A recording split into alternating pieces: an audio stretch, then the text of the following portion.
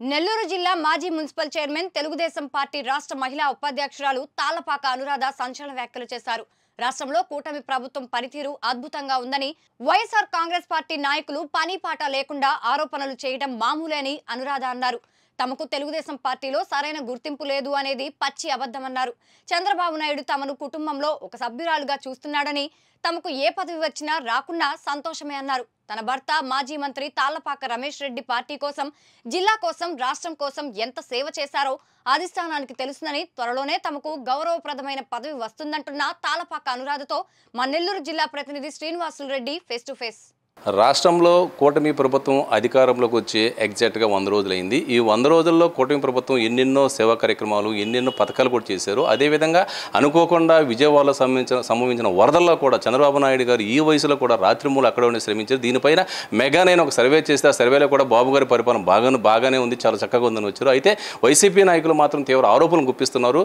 Super 6 పథకాలతో అధికారంలోకి వచ్చిన చంద్రబాబు నాయుడు గారు ఎలాంటి హామీ నెరవేర్చాలని చెప్పి పదే ఇటీవల వారం నుంచి అయితే ఆరోపణలు తీవ్రతరం చేశారు. దీనిపై మనతో మాట్లాడడానికి మాజీ మున్సిపల్ చైర్మన్, రాష్ట్ర మహిళా చైర్పర్సన్ తాళ్లపాక అనురాధ గారు మన వద్దన్నారు. మేడం నమస్తే. మేడం, ఇటీవల కాలంలో వైసీపీ నాయకులు అయితే బాబు గారి పైన తీవ్రస్థాయి విమర్శలు చేస్తున్నారు. సూపర్ 6 పథకాలు అటర్ ప్లాప్ అయినాయని, దీనిపైన మీరేమంటారు మేడం? అసలు ఈ 100 రోజుల పరిపాలన గురించి నిజంగా చెప్పాలంటే రాష్ట్రంలో ఫైనాన్షియల్గా ఎంత క్రూషియల్గా ఉందో అందరికి తెలుసు, రాష్ట్ర ప్రజలకు కూడా తెలుసు. కానీ ఎక్కడ కూడా మా నాయకుడు, ప్రియతమ నాయకుడు చంద్రబాబు నాయుడు గారు ఆయన ఏదైతే ప్రజల ముందు మాట ఇచ్చారో, ముఖ్యమంత్రి అయిన తర్వాత 5 సంతకాలు పెట్టారో, దాంట్లో ప్రధానంగా పెన్షన్స్కి ఏదైతే 4000 చేస్తానన్నారో అది ఇమ్మీడియట్గా ఆయన ముఖ్యమంత్రి అవ్వడంలోనే ఇమ్మీడియట్గా ప్రజలకు ఇవ్వడం జరిగింది. అదేవిధంగా మెగా డిఎస్సి ఇచ్చారు, అదేవిధంగా ల్యాండ్ యాక్ట్ పెట్టారు. ఇట్లా ఆయన అనుకున్నది ఏదైతే ఉందో అక్కడ ఎన్ని సమస్యలు ఉన్నా, ఎన్ని ఇబ్బందులు ఉన్నా దాన్ని అధిగమించి ప్రజలకు ఇచ్చిన మాట మీద కట్టుబడి ఆయన చేయడం జరిగింది. 100 రోజుల్లోనే ప్రజలకు ఒక నమ్మకాన్ని ఏర్పరచుకున్నారు మా నాయకుడు ముఖ్యమంత్రిగా. ఎందుకంటే ఇటువంటి పరిస్థితుల్లో మాట మీద ఉండకుండా, గతంలో అందరికీ తెలుసు, ఒక పెన్షనే ఒకటి ఎగ్జాంపుల్ చెప్తానండి. 2000 పెన్షన్ తెలుగుదేశం ప్రభుత్వంలో ఇస్తే వైఎస్ఆర్ పార్టీ, కాంగ్రెస్ పార్టీ వచ్చిన తర్వాత జగన్మోహన్ రెడ్డి గారు 3000 చేస్తానని మొన్న ఎన్నికలు జరిగేదాకా కూడా 3000 చేయకుండా లాస్ట్ మినిట్లో 250 లెక్కన సంవత్సరానికి, అంటే ప్రజలకి ఇచ్చిన మాట తప్పి ఒక భిక్షలాగా వేసుకుంటూ వచ్చి 5 సంవత్సరాలకు గాను దాదాపు 3000 ఇవ్వడం జరిగింది. కానీ మా ప్రభుత్వంలో మా నాయకుడు ఏదైతే మాట చెప్పాడో ఇమీడియట్గా 3000 నుంచి 4000 చేస్తానంటే అది ఇమీడియట్గా ప్రజల ముందుకే, ప్రజల వద్దల పాలన తీసుకొచ్చి ఇటు అధికారులు, ఇటు ప్రజాప్రతినిధులు ప్రతి ఒక్కరిని ప్రతి 1వ తేదీ ప్రజల ముందు ఉండేటట్టు, ప్రజలకు అక్కడ అవసరాలు ఏదైతే ఉన్నాయో దాన్ని కూడా అక్కడికక్కడే పరిష్కారం చేసే విధంగా ఏర్పాటు చేసినారంటే అది నిజంగా ఒక విజన్, ఒక తెలివిగల్ల ముఖ్యమంత్రి. ఈ రాష్ట్రంలో ఈ రాష్ట్ర పరిస్థితి బాగలేకపోయినా ఈ రాష్ట్రంలో ఏం చేస్తే, ఎలా తీసుకొస్తే దాని ఒక అవగాహన ఉన్న ముఖ్యమంత్రిని రాష్ట్ర ప్రజలు గెలిపించుకోవడం నిజంగా రాష్ట్ర ప్రజలందరికీ కూడా నా ధన్యవాదాలు తెలుపుతున్నాను. చంద్రబాబు నాయుడు గారు ఈ వయసులో కూడా విజయవాడలో సంబంధించిన వరదల్లో రాత్రిమౌలు శ్రమించారు. దీనిపైన ఏమంటారు? డిసాస్టర్స్ వచ్చినప్పుడల్లా బాబు గారి గురించి చెప్పాల్సిన అవసరం లేదండి. గతంలో వైజాగ్ గురించి చూస్తే అప్పుడు కూడా ఆయన ఆఫీస్లోనే ఉండి ఏ విధంగా వైజాగ్ సిటీని ఏ విధంగా ఉండి అక్కడ మేనేజ్మెంట్ చేశారో, ఏ విధంగా బస్సులో ఉండి అక్కడికక్కడే సమీక్షలు జరిపారు.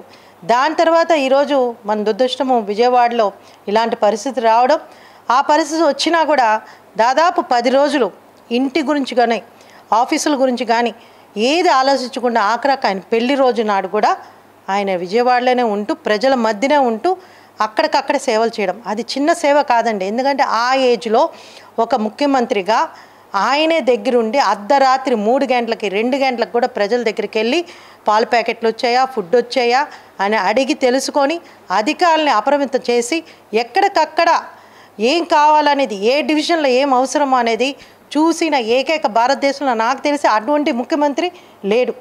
మనం అది ఒక్కటే ఆలోచించాలండి. ఈరోజు ప్రజలందరం కూడా మీరు కావాలంటే విజయవాడలో వెళ్ళి ఎక్కడైనా మా బంధువులు ఉన్నా కూడా వాళ్ళందరినీ కూడా అడిగితే ఇలాంటి చేసిన వ్యక్తి ఎవ్వరు లేరు. ఒక ముఖ్యమంత్రి చంద్రబాబు నాయుడు గారు ఉండబట్టే ఆఖరికి అందరు మంత్రులు, ఎమ్మెల్యేలు, అధికారులు అందరు ప్రతి ఒక్క డివిజన్కి ఒకరిని కేటాయించి అధికారులు అందరిని పెట్టి పనులు చేసిన వ్యక్తి. ఆ లాస్ట్లో ఇంకా మా మంత్రి గారి గురించి చెప్పాల్సిన అవసరం, చంద్రబాబు గారు ఎంత పని చేస్తారో అంత పని చేసే నాయకుడు మా నారాయణ గారు. అందుకే ఆయన 15 రోజుల నుంచి నెల్లూరు రాకపోయినా అక్కడే ఉండి ఆ మున్సిపాలిటీకి సంబంధించి ఎక్కువ శాఖ ఉంటుంది కాబట్టి అక్కడ క్లీనింగ్ వ్యవస్థ కానివ్వండి, అక్కడ వాళ్ళకి అందించే విషయంలో కానివ్వండి, ప్యాకెట్స్ అంతా కూడా గోడౌన్లో కూర్చోపెట్టి వర్క్ చేయించడం కానీ, వర్కర్స్ని ప్రతి మున్సిపాలిటీ నుంచి కూడా కార్పొరేషన్స్ నుంచి కూడా తీసుకొచ్చి అక్కడ పూర్తి స్థాయిలో ఎప్పుడు మనం చూసి ఉన్నామండి, డిసాస్టర్స్ వస్తుంటాయి పోతుంటాయి, కానీ ఇంట్లో కూడా వాళ్ళే వచ్చి క్లీన్ చేసి వాళ్ళని ఇళ్ళల్లో అప్పించడం. అదేవిధంగా షాపులు, అదేవిధంగా వాళ్ళ కంపెనీస్ ఎక్కడికక్కడ ఫైర్ ఇంజిన్స్ తీసుకొచ్చి క్లీనింగ్ చేసి వాళ్ళకి మళ్ళీ తిరిగి విజయవాడ ఏ గతంలో ఎలా ఉండిందో అలా చేసిన ఏకైక ప్రభుత్వం, ఏకైక ముఖ్యమంత్రి మా చంద్రబాబు నాయుడు గారు. మేడం, రాష్ట్రం మొత్తం మీద కూడా తాళపాక రమేష్ రెడ్డి గారు, అనురాధ గారు అంటే ఒక బ్రాండ్ ఇమేజ్ ఉంది. అలాంటి మీకు తెలుగుదేశం పార్టీలో సరైన గుర్తింపు లేదని మిమ్మల్ని అభిమానించే కార్యకర్తలకు అభిమానులను ఒక నిరుత్సాహం వ్యక్తం చేస్తున్నారు, ఏమంటారు? నాకు తెలిసి ఈ పార్టీ పుట్టినప్పటి నుంచి రమేష్ రెడ్డి గారు ఉన్నారు. నేను 2000 నుంచి రాజకీయాల్లో రావడం జరిగింది. మా ఫ్యామిలీ అంతా కూడా పార్టీ పుట్టినప్పటి నుంచే ఉన్నాం. సో మాకెప్పుడు కూడా అంటే మామూలుగా రాజకీయాల్లో ఉన్నప్పుడు కష్టాలు, నష్టాలు, సుఖాలు అన్నీ ఉంటాయి. సో సుఖాల వరకే తీసుకుంటే భగవంతుడు ఒక ఆశీస్సులు, చంద్రబాబు నాయుడు గారు, ఎన్టీఆర్ గారు, స్వర్గీయ ఎన్టీఆర్ గారు ఆశీస్సులతో, ప్రజల యొక్క ఆశీస్సులతో మేము ఇన్ని పదవులు అనుభవించాం. అది ప్రజల ముందు, ప్రజల దగ్గర నుంచి ఓట్లు వేయించుకున్నాం. ప్రజలు మమ్మల్ని 2 సార్లు మా ఇంటికే మున్సిపల్ చైర్పర్సన్గా మాకు కేటాయించడం, తర్వాత ఎమ్మెల్యే, మంత్రి అవ్వడం, తర్వాత నేను కూడా రాష్ట్ర పార్టీలో కూడా వర్క్ చేయడం, తర్వాత ఉమెన్ ఫైనాన్స్ కార్పొరేషన్ చైర్పర్సన్గా పనిచేయడం. ఏదేమైనా మా ఒక ఆలోచన, తెలుగుదేశం పార్టీలో మాకు ఇంతటి గుర్తింపు ఇచ్చిన పార్టీ, మాకు ఈరోజు ప్రజల మందిన ఇంత మీరు చెప్పే అభిమానం ఉందంటే అది మాకు పార్టీ ఇచ్చింది. సో మా ఫ్యామిలీస్కి అన్నీ కూడా అవి వర్తిస్తాయి. సో మేము ఎవరో కొంతమంది కమెంట్స్ చేస్తూ ఉంటారు, వాళ్ళకేం గుర్తింపు లేదు, వాళ్ళకి పార్టీ పట్టించుకోవట్లేదని. కానీ మాకు తెలుసు పార్టీ మమ్మల్ని బాగా చూసుకుంటుంది, నాయకులు మమ్మల్ని బాగా చూసుకుంటున్నారు. కొన్ని డిస్టర్బెన్స్ వస్తూ పోతూ ఉంటాయి, దాన్ని మేమేం పట్టించుకోవటం లేదు. కానీ ఏదేమైనా పార్టీని వదిలేది లేదు, పార్టీలో శ్రమిస్తూనే ఉంటాం. మాకు పదవులు ఉన్నా లేకపోయినా, చాలామంది పదవి ఉంటే పనిచేస్తారు, మేము అలా కాదు. మా ఫ్యామిలీలో పదవి ఉన్నా లేకపోయినా పార్టీ పుట్టినప్పటి నుంచి పార్టీయే పదవి మాకు. సో మేము ఆ ఫీలింగ్లో లేము. మా దగ్గర ఉన్న శ్రేయోభిలాషులు ఉంటుంది, వాళ్ళకి బాధ, మేడం మీకు ఒక పదవి రావాలి కదా, సార్ ఒక పదవి. కానీ నేను వాళ్ళందరికీ చెప్తా, ఇది మన పార్టీ, మన ఇల్లు, మనమే ఉన్నాము, మనమే పదవులు ఇస్తున్నాము అనుకోండి. సో మనకేంటి పదవి, మనమందరం కూడా అక్కడ గ్రోనప్ పోలం. సో అందుకని మేము ఆ ఆత్మతృప్తితో ఉన్నాం కాబట్టి మాకు పదవి వచ్చినా రాకపోయినా ఖచ్చితంగా మాకైతే పార్టీ బాగానే చూసుకుంటుంది. కానీ మిగతా వాళ్ళ కోసం ఈ ఆన్సర్ చెప్తున్నా, పదవి ఉన్నా లేకపోయినా పార్టీలోనే ఉండి కష్టపడే వ్యక్తులు. మొన్న ఎలక్షన్లో కూడా నారాయణ గారికి మేమిద్దరం, అంటే సార్ అయితే కొంత బయట తిరగడం తగ్గించిన, ఎలక్షన్స్ అప్పటి వరకు సార్ నారాయణ గారు అడిగిన తర్వాత ప్రతి స్లమ్ తిరిగాడు, ప్రతి ఒక్కరు పట్టాలు ఇచ్చారు. కాబట్టి ఈ రోజుకి సార్ని గుర్తుపెట్టుకొని ఉన్నారు, ప్రజలు కూడా ఆ విధంగా ఆదరిస్తున్నారు. అది చాలు మాకు, మా జీవితాలకి అది చాలు. ఈ రోజుకి నేను వెళ్ళినా ప్రజల ఆదరణ మాకుంది. సో ఆ హ్యాపీనెస్ నాకుంది. మేడం, మరో వారం రోజుల్లో నామినేటెడ్ పోస్టులన్నీ బాబు గారు రిలీజ్ చేస్తూ ఉన్నారు. మీకు మంచి పోస్ట్ రావాలని ఇటు మిమ్మల్ని అభిమానించే కార్యకర్తలు కోరుకుంటున్నారు. మీరు కూడా గట్టిగా ప్రయత్నం చేస్తున్నారా? ప్రతి ఒక్కరు ప్రయత్నం చేస్తాం, ప్రయత్నం చేయడంలో తప్పు లేదు కదా, ఆశించడంలో తప్పు లేదు. కాబట్టి ఖచ్చితంగా మా నాయకులు నాకు మంచి పోస్టే ఇస్తారు, ఆ నమ్మకం నాకు ఉంది. ఇంకెవరెన్ని చెప్పినా అది ఎప్పుడు ఇస్తారు, ఎలా ఇస్తారు అనేది అయితే నాకు చెప్పలేను. కానీ మంచి పోస్టులోనే నేను ఉంటాను అనేది నా నమ్మకం. భగవంతుడి ఆశీస్సులు నాకు ఎప్పుడు ఉంటుంది, ప్రజల ఆశీస్సులు ఉన్నాయి. మీరు అన్నట్టు మా శ్రేయోభిలాషులు కోరుకుంటున్నారు కాబట్టి వాళ్ళందరూ కూడా దేవుణ్ణి పూజిస్తున్నారు. సో మా నాయకులు కూడా మాకు బాగానే చూసుకుంటారు. ఇటీవల కాలంలో అంటే ఈ రోజు కూడా తీసుకున్నా కానీ నెల్లూరులో ఉండే కార్పొరేటర్లు అందరూ కూడా టీడీపీలో క్యూ కడుతూ ఉన్నారు. అయితే గతంలో టీడీపీ కోసం ఎంతో కష్టపడ్డ వాళ్ళు ఒక ఆవేదన వ్యక్తం చేస్తున్నారు. మేము ఎంతో కష్టపడ్డప్పటికీ ఈ కొత్తగా వలసలు వచ్చే వాళ్ళు మాకు కొంచెం ఇబ్బందులు ఎదురయ్యే పరిస్థితి అంటున్నారు. అటు రూరల్లో కానీ ఇటు టౌన్లో కానీ దాదాపు వైసీపీ పూర్తిగా క్లీన్షిప్ అయిపోయినట్టు తెలుస్తాం. అది మినిస్టర్ నారాయణ గారు, అదేవిధంగా మా నాయకుడు చంద్రబాబు నాయుడు గారు కొన్ని డిసిషన్స్ తీసుకున్నారు. ఇప్పుడైతే కార్పొరేషన్ పూర్తి స్థాయిలో తెలుగుదేశం పార్టీ కైవసం చేసుకుంటున్నాం. చాలామందికి ప్రతి డివిజన్లో ఇన్ఛార్జెస్ ఉన్నారు. అందరూ మొన్నటిదాకా కష్టపడ్డ వ్యక్తులు, పోరాటం చేసిన వ్యక్తులు. బాబు గారు అన్ని రోజులు జైల్లో ఉంటే అందరం కూడా రోడ్డు మీదకి నిద్ర నిర్మాణం లేకుండా ఫ్యామిలీస్ వదిలేసి అందరు ధర్నాలు చేసిన వ్యక్తులే. ప్రతి ఒక్కరు కూడా తెలుగుదేశం పార్టీలో క్షేత్రస్థాయిలో ఉన్న నాయకులు కానీ కార్యకర్తలు కానీ అందరూ కూడా కష్టపడ్డ వాళ్ళే పార్టీకి. వాళ్ళని ఎటువంటి పరిస్థితుల్లో నాకు తెలిసి నారాయణ గారి మనస్తత్వం, చంద్రబాబు గారి మనస్తత్వం నేను చెప్పగలిగింది చిన్న విషయం. వాళ్ళని ఎటువంటి పరిస్థితులు కూడా పక్కన పెట్టేది ఉండదు. వాళ్ళకే ఫస్ట్ పీఠం ఇస్తారు. ఇప్పుడు దాకా కూడా ఎలక్షన్స్లో మీరు ఒకసారి చూసుంటారు, ఆల్రెడీ చాలామంది చేరారు అప్పటికే. కానీ నారాయణ గారు ఉన్న వాళ్ళని, డివిజన్ అధ్యక్షుల్ని, డివిజన్ ఇన్ఛార్జీలనే పక్కన పెట్టుకొని అన్ని కార్యక్రమాలు చేయడం జరిగింది. సో ఈ బాధ అయితే ఉంటుంది అది. కానీ ఒక స్టేట్లో ఒక అధినాయకుడు ఒక నిర్ణయం తీసుకున్న తర్వాత దాని గురించి మనం ఎక్కువ మాట్లాడుకోకూడదు. దాన్ని స్వాగతించాలా. నిదానంగా కాలమే కొన్ని నిర్ణయాలు చెప్తుంది. కానీ ఖచ్చితంగా తెలుగుదేశం పార్టీలో కార్యకర్తలు, నాయకులను ఎవరిని కూడా విస్మరించేది లేదు. వాళ్ళందరి కోసం కూడా ఏదన్నా మరీ అవసరమైతే మేమందరం వాళ్ళకు ఉంటామని చెప్పి ధైర్యం చెప్తున్నాం. ఖచ్చితంగా అటువంటి పరిస్థితి అయితే రాదు. అటువంటి పరిస్థితి వచ్చినా మేమందరం కూడా వాళ్ళకి అండగా ఉంటాం. మేడం, వైఎస్ జగన్మోహన్ రెడ్డి గారు 175 గెలుస్తామని కేవలం డెవలప్మెంట్ కూడా నేను 2000లో మున్సిపల్ చైర్పర్సన్గా అయ్యాను. యాక్చువల్గా హౌస్ వైఫ్ నేను.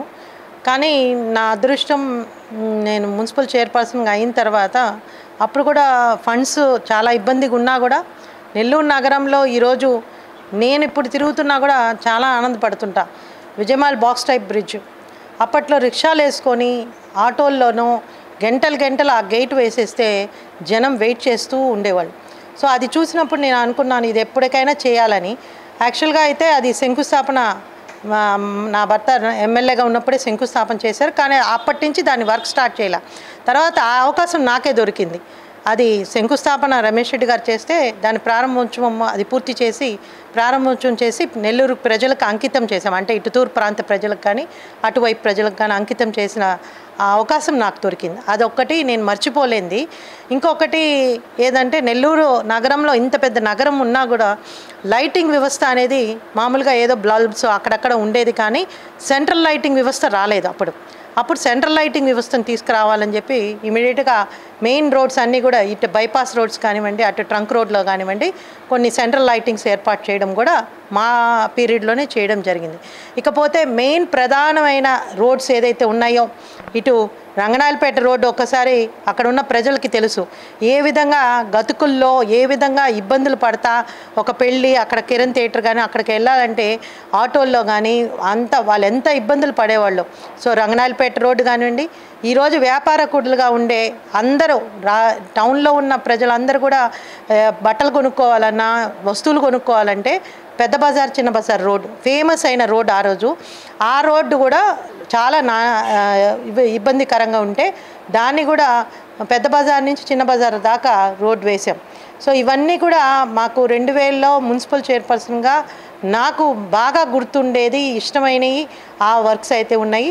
అదేవిధంగా తూర్పు ప్రాంతానికి పెన్నా నీళ్ళు లేదు, అప్పుడు ఉప్పు నీళ్ళు తాగుతున్నారు. ఈ ప్రాంతం అంతా కూడా ప్రజలు అటువైపు పెన్నా వాటర్ వస్తే ఇటువైపు పెన్నా వాటర్ వచ్చేది కాదు. దానికి వెంకయ్య నాయుడు గారి సహకారం తీసుకొని ఆనాడు వెంకయ్య నాయుడు గారి దగ్గరికి వెళ్ళి నేను 2-3 సార్లు ఆయన్ని టైం అడిగి తీసుకొని ప్రాజెక్ట్ రిపోర్ట్ తయారు చేసుకొని అక్కడికక్కడే ఆయన పాపం శాంక్షన్ చేస్తే మా పెద్ద వెంకయ్య నాయుడు గారు ఇమీడియట్గా ఆ రోజు గవర్నమెంట్ నుంచి అమౌంట్స్ రిలీజ్ చేసి మా కార్పొరేషన్ నుంచి కూడా ఫండ్స్ రిలీజ్ చేసుకొని ఆ తూర్పు ప్రాంత ప్రజానికానికి మేము నీళ్ళు అందివ్వడం జరిగింది. ఇలా చెప్పుకుంటూ పోతే వాటర్ కానీ రోడ్లు కానివ్వండి, అదేవిధంగా లైటింగ్ వ్యవస్థలో కానివ్వండి, ముఖ్యంగా విజయమాల్ బాక్స్ టైప్ బ్రిడ్జ్ కానివ్వండి, ఇవన్నీ కూడా చేసామనే తృప్తి ఈ రోజుకి ఉంది. ఇంత ప్రజలను మమ్మల్ని ఆదరించి ఈరోజు మీరు అన్నట్టు మాకు పదవి రాకపోతే ప్రజలు ఎంత బాధపడుతున్నారో, లేదు మా అనుచరులు ఎవరైతే ఉన్నారో బాధపడుతున్నారంటే అటువంటి పనులు చేసాం. అటు ప్రజలకి దగ్గరగా అయ్యాం, ఇటు అనుచరులకు కూడా చాలామందికి రమేష్ రెడ్డి గారు ఉన్నప్పుడు ఎంతోమంది కౌన్సిలర్స్గా ఎంతోమందికి పదవులు ఇప్పించాం. వాళ్ళందరూ కూడా ఇప్పుడు ఒక స్టేటస్కి వచ్చి ఉన్నారు. సో అది ఒక తృప్తి. మన దగ్గర ఉండి వాళ్ళు వెళ్ళినా కూడా వాళ్ళు అక్కడ ఒక స్థాయిలో ఎదగడం జరిగింది. కొంతమంది కొన్ని నామినేటెడ్ పోస్ట్ స్థాయిలో ఎదిగారు, కొంతమంది ఎమ్మెల్యే స్థాయికి ఎదిగారు. ఈరోజు అవన్నీ కూడా మాకు ఈ పార్టీలో మేము ఉండబట్టి, ఇలా గట్టిగా చేయబట్టి, ముఖ్యంగా అవినీతి లేని పరిపాలన చేయబట్టి ఈరోజు మమ్మల్ని గుర్తుపెట్టుకున్నారని ఆ నమ్మకం. అంటే ఇప్పుడున్న రాజకీయాలకి గత రాజకీయాలకు పోలికలు ఏంటంటే ఈ రోజుకి ప్రజలు గుర్తుపెట్టుకున్నారన్న మా అనుచరులు మమ్మల్ని కోరుకుంటున్నారంటే అవినీతి లేని పరిపాలన చేసాం, అభివృద్ధి కార్యక్రమాలు చేసాం, సంక్షేమ పథకాల విషయంలో కూడా ఎవరికి కూడా రికమెండేషన్స్ లేకుండా ప్రతి ఒక్కరికి ప్రజలకు అందే విధంగా ఇటువంటి చేసాం. కాబట్టి కార్పొరేషన్ పరంగా ఆనాడు కార్పొరేషన్ చేసింది కూడా నేమే 2004లోనే 6 months బిఫోరే మున్సిపాలిటీని రద్దు చేసి కార్పొరేషన్ వ్యవస్థను తీసుకురావాలని చెప్పి ఆనాటి ఎమ్మెల్యే వివేకానంద రెడ్డి గారు కోరితే అది కూడా చేసాం. ఈరోజు మనకి అందరికీ తెలుసు స్వతంత్ర పార్క్ ఒక్కటే ఉండేది ఆ రోజు. పెద్దవాళ్ళందరూ స్వతంత్ర పార్క్లో కూర్చొని కబుర్లు చెప్పేవాళ్ళు. కానీ ఆ రోజు ఇటుపక్క తూర్పు ప్రాంతానికి సంబంధించి చిల్డ్రన్స్ పార్క్ని ఏర్పాటు చేసాం. ఇలా చెప్పుకుంటూ పోతే ఇటు రమేష్ రెడ్డి గారి జీవితంలో ఆయన చేసిన ఎమ్మెల్యేగా చేసిన కొన్ని ఎక్కువ పనులు అయితే నా దగ్గరకు వచ్చేటప్పటికే నేను కూడా అలాంటి పనులలోనే కొంత వరకు నేను చేయగలిగాను. ముఖ్యంగా డిఎఫ్ఐడి ఫండ్స్ కూడా మమ్మల్ని ఆదుకుందండి. ఆ రోజు స్లమ్ ఏరియాస్ ఏదైతే ఉన్నాయో టోటల్గా ఆ స్లమ్ ఏరియాస్ అన్నీ డెవలప్ చేయాలంటే రోడ్స్ కానివ్వండి, డ్రైన్స్ కానివ్వండి, వాటర్ లైన్స్ కానివ్వండి, ఒకేసారి ఒక స్లమ్ ప్యాకెట్ని డెవలప్ చేయడానికి ఆ రోజు డిఎఫ్ఐడి ఫండ్స్ కూడా మాకు సహకరించింది. ఆ డిఎఫ్ఐడి ఫండ్స్ రావడానికి కూడా ఆ రోజు మంత్రిగా చంద్రమోహన్ రెడ్డి గారు, అదేవిధంగా ఎమ్మెల్యేస్, కౌన్సిల్ అందరి సహకారం తీసుకోబట్టి ఆ రోజు చేసాం. ఈరోజు అద్భుతంగా నేను చేసింది చెప్పుకుంటున్నాం, కానీ ఇంకా అద్భుతంగా నారాయణ గారు చేశారు.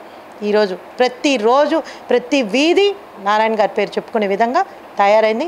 సో ఇవన్నీ కూడా గొప్ప జ్ఞాపకాలు. ఈ జ్ఞాపకాలే మాకు శ్రీరామరక్ష.